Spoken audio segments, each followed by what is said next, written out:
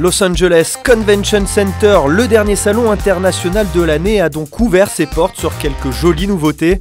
On retiendra que les constructeurs européens principalement ont largement manifesté leur intérêt avec quelques très belles surprises, alors que les Américains jouant à domicile se sont contentés plutôt d'occuper les lieux. Dommage, mais les marques US préfèrent sans doute se réserver pour le salon de Détroit en janvier pour dévoiler leurs futurs automobiles.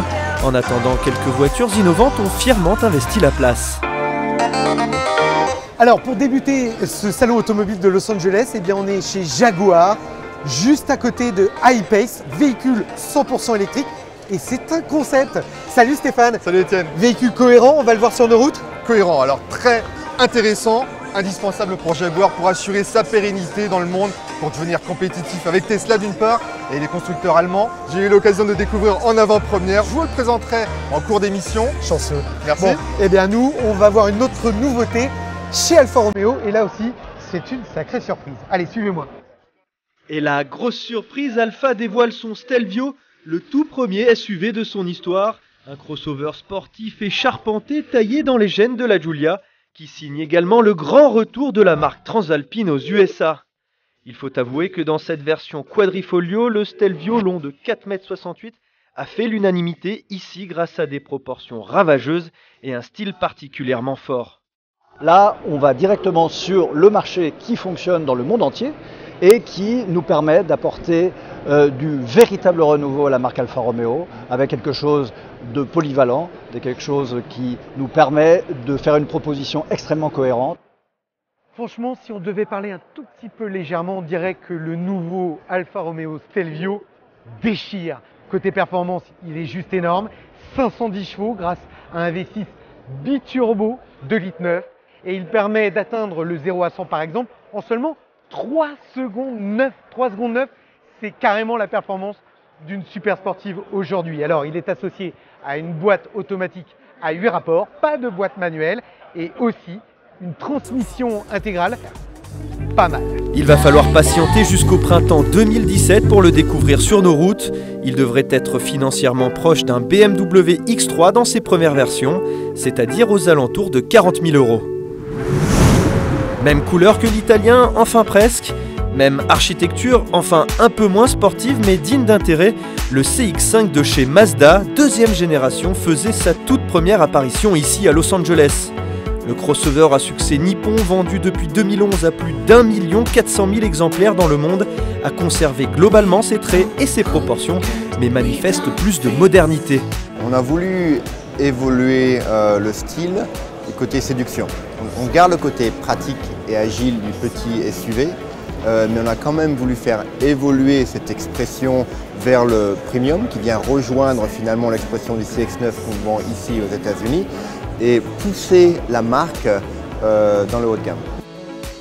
Calandre plus basse, pare-brise plus en retrait, optique affinée, le CX-5 confirme sa venue en juin 2017 dans l'Hexagone avec une fourchette de prix sensiblement identique à celle du précédent selon les versions et la transmission intégrale proposée.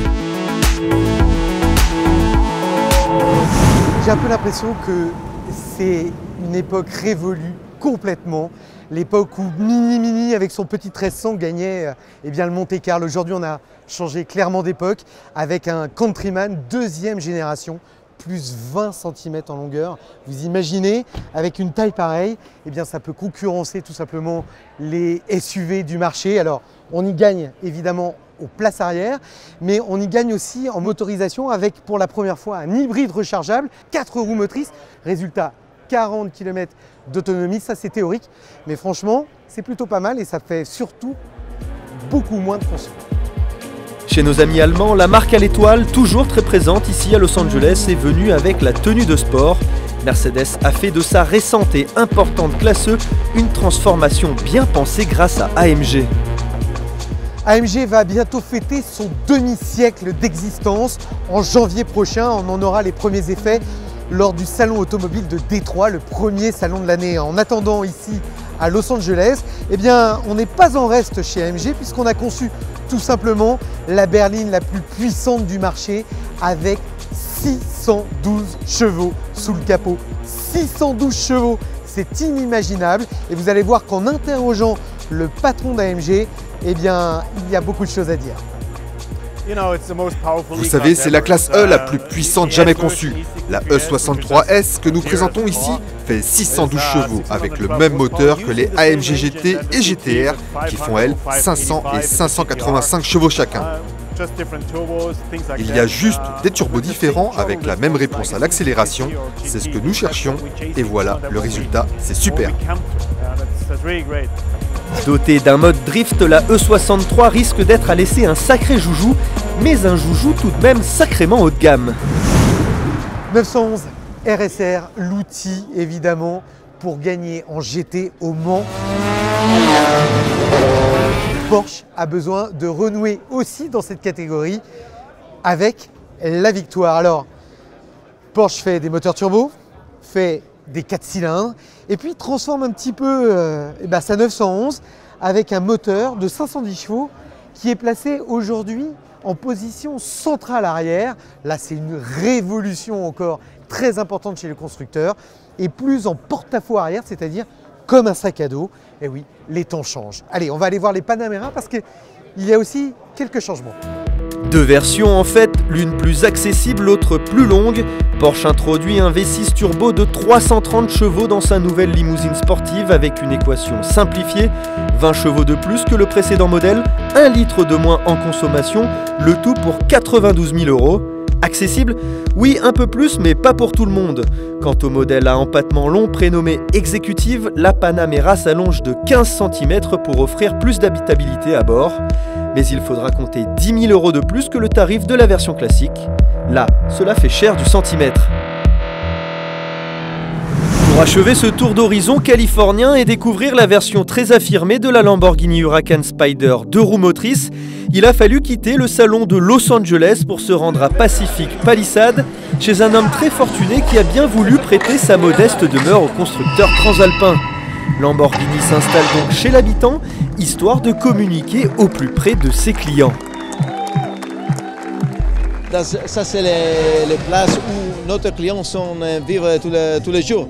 Et je pense que c'est juste parce qu'ils donnent une dimension différente, une nouvelle dimension pour Lamborghini. En simple propulsion, avec quelques kilos en moins, quelques touches de style en plus et seulement 580 chevaux par rapport aux versions 4 roues motrices, l'Huracan Spider RWD devrait largement séduire les amateurs de la glisse, même cheveux au vent, et offrir plus de sensations de conduite.